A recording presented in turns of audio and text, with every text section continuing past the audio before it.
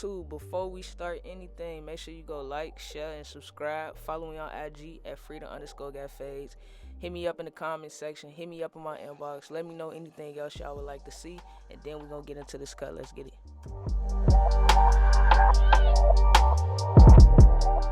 First things first, you want to make sure that you comb the hair in the direction that it grows. This is very, very important, as you don't want to be cutting and the hair not laid down the correct way, and then you cut some hair off and now he got a patch in his head and you looking crazy, and now your client looking crazy. Now you trying to figure out like, hey bro, I think you look better with this length. No, we don't want that. So just make sure you comb the hair in the direction that it grows.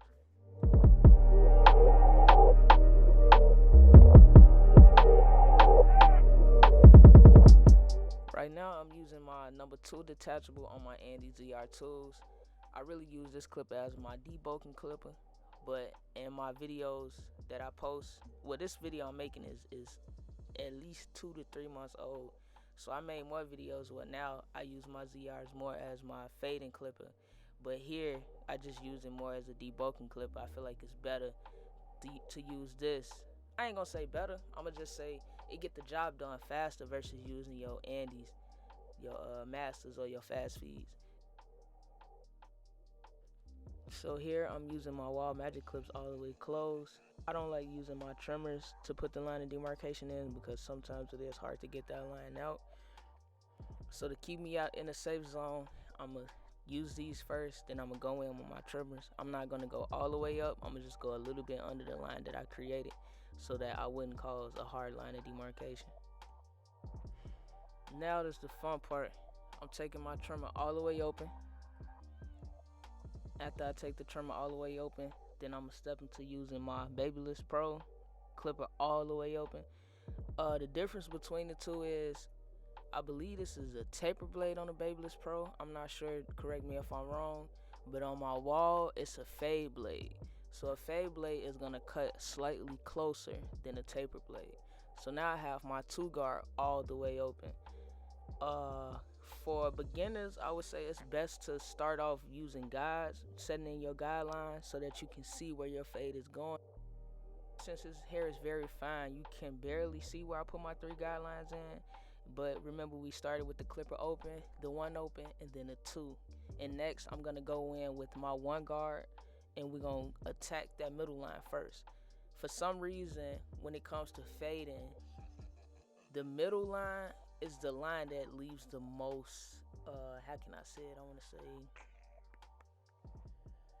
the middle line is where basically all your detailing coming in, because it's easier to take out that bottom line. It's easier to take out the bulk from the top line where the 2 is. But when you go back and you look at your work, for some reason in that middle area, you always have to go back over in that area. So the reason I do my setup this way is so I'll attack that middle line, and having that bottom line of demarcation and that top line of demarcation will show me the steps that I missed, or will show me the little details that I have to go back and attack so that I can have a more proficient fade.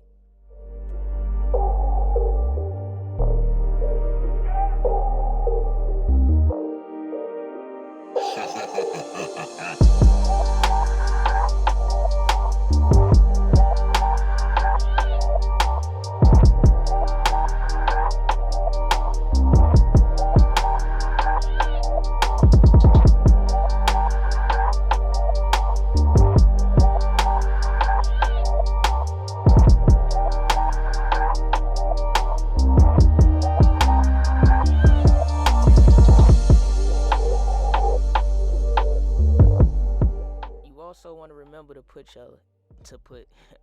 Joe, y'all gotta get used to me. Well, not y'all gotta get used to me. I gotta get used to doing this. I didn't want to do voiceovers, but I had a lot of people saying, we want to hear what you gotta say.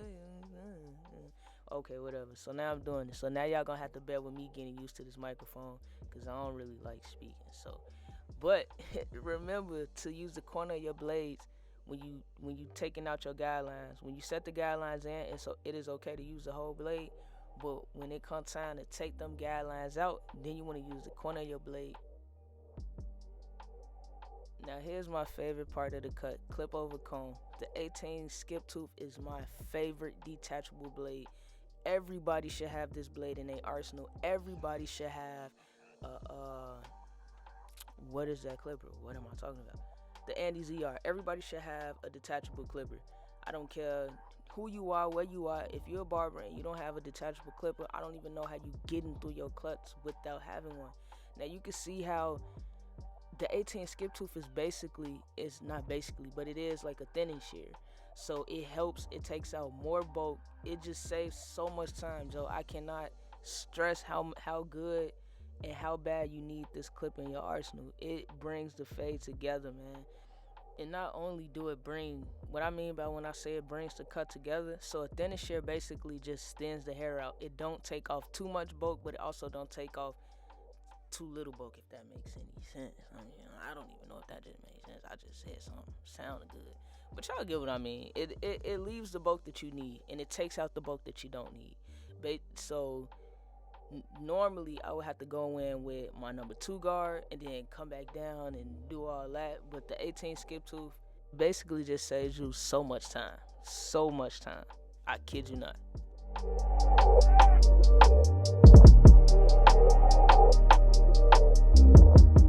So basically everything we did in the back, we're going to do in the front.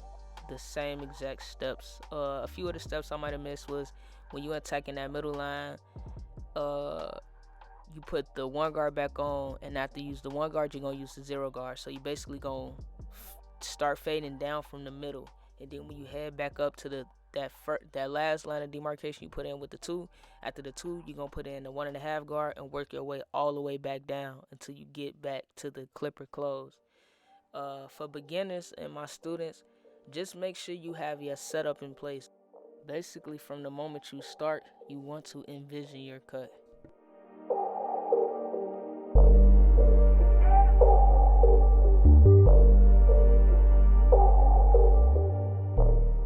Shoot, even in a sense, you could really call it manifesting. Like, you really manifesting the cut. If I see a flawless cut in my head, and I'm telling myself, all right, yeah, this the cut. Like, this gonna be flawless. That is how your cut is gonna come out. If you going to work and you just got done arguing with your girlfriend and you're very upset and you're not feeling it, your head not in the game, your cut is gonna reflect how you feeling. It's kind of weird how it all come together, but just remember that, like, manifest the cuts. 2021 is all about manifestation. So when you go into the shop and you go into barber school, you telling yourself, like, today I'm finna finish my book work, I'm finna get on the floor, I'm finna have the best cut on the floor. That's how you have to think when it comes to cutting hair, I promise you.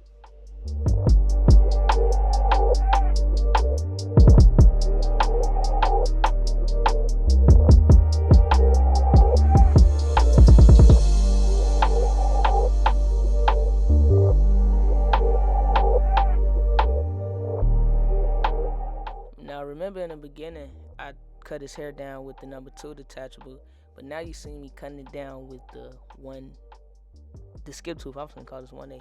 What I was gonna say is the skip tooth is equivalent to the cutting size of the 1A. So I'm basically cutting his hair down with the 1A, but not necessarily. So if you pick up the 1A and you go in and you start cutting hair, that is gonna cut off way more hair. Like I said, the skip tooth cut off some of the bulk you don't need, and it leaves the bulk that you do need. Now, with me saying that, we have this thing called, when you're giving somebody a line and you have to get them a professional pushback. That's one of the decisions I made. For some reason, when clients come in the barbershop, no matter what hair texture they have, no matter what the length is, bro, they always be like, let me get a 2. And I just be looking like, bro, you do not have a... You know what? I just stop arguing with them. I don't even waste my time. Be like, all right, cool. So they think they get in the number 2, when in all actuality they're not. All they're looking for is to keep the hair dark. So you'll notice they'll be like, keep it dark. I want a number 2, but keep it dark. I mean, sir, if you get in the 2, then it's already gonna be dark. But whatever, you don't know that. So I start off with the 2 first, and I make the professional decision to go lower as I'm cutting. So I noticed the number 2 on his head, it was still looking kind of rough and scruffy on the top, and I didn't like that. I like all my haircuts to come out neat, so I made the decision to cut it down with the 1A, not with the 1A, correction, the 18 skip tooth. And you will see like the hair looks better, it's more shinier, it's laying down at the length that it needs to be laid down. I don't use a 1/8. I keep saying a 1/8, bro, dog, what is going on? I don't use the skip tooth on him often, but certain times, like this was just a quick video that I decided to put together last minute. Thank God that he allowed me to record him while doing this, because I didn't even get a chance to wash his hair, none of that. I was pressed for time. Since his hair has his natural body oils in it, is naturally oily, it's not freshly washed, the skip tooth was the best thing to use because it left it at the best length, if that makes sense. For instance, if I was to wash his hair and I was to use the 18 skip tooth, it would cut off way too much hair because the hair is cleaner. It's not dense, it's not heavy, it's lighter. So you guys will understand as time go on. You get it, you get it.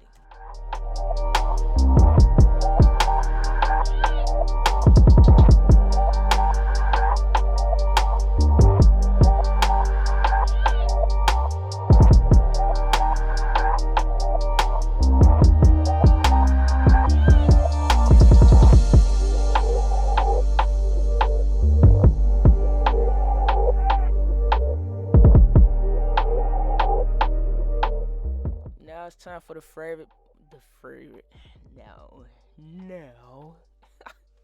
Now it's time for my favorite part of the cut. It's the lining.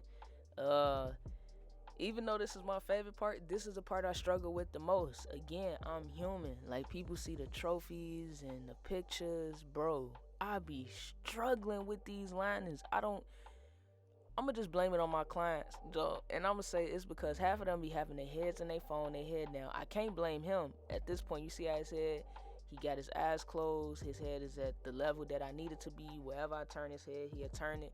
This is a perfect canvas right now. But most of my clients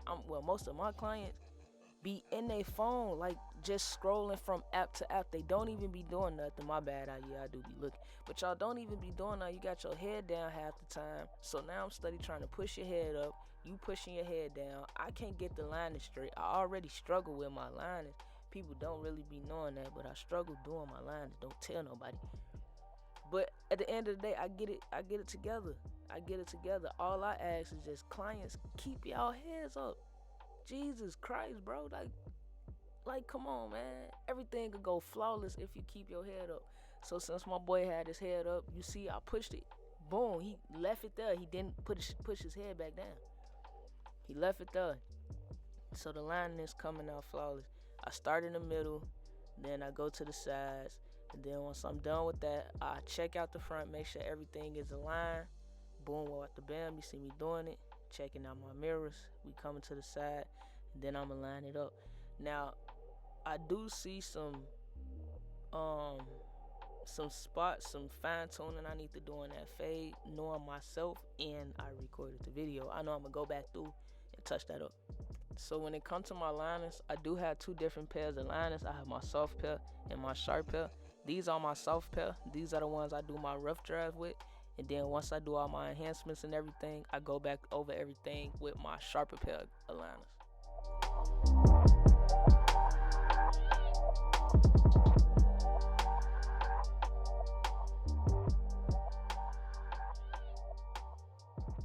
So now I'm just going back over it. I'm fine tuning, cleaning up anything that I missed, any lines that I forgot to take out. I'm laying the hair down in the front for the best results.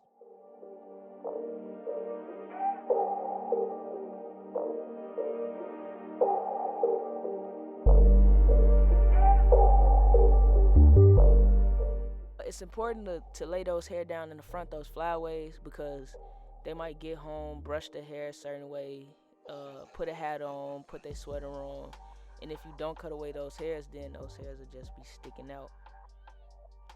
So now what I'm doing is applying hair fibers to the cut. I'm not using the hair fibers to recreate my cut. I'm just using it to enhance my cut. I don't really like using a lot of fibers because my clients really don't like it. I sometimes just force them to get it. He never asks for. He asks. What is? See what I'm saying, y'all? Like, what is asks? Asks. Need to read more books or something. He never asked for enhancements. This is something I just decide to do. Like, if I'm feeling it, like I was feeling this cut, I was doing this for YouTube, so I'm like, let me go ahead and throw some fibers up here to make his line and pop, make the waves pop.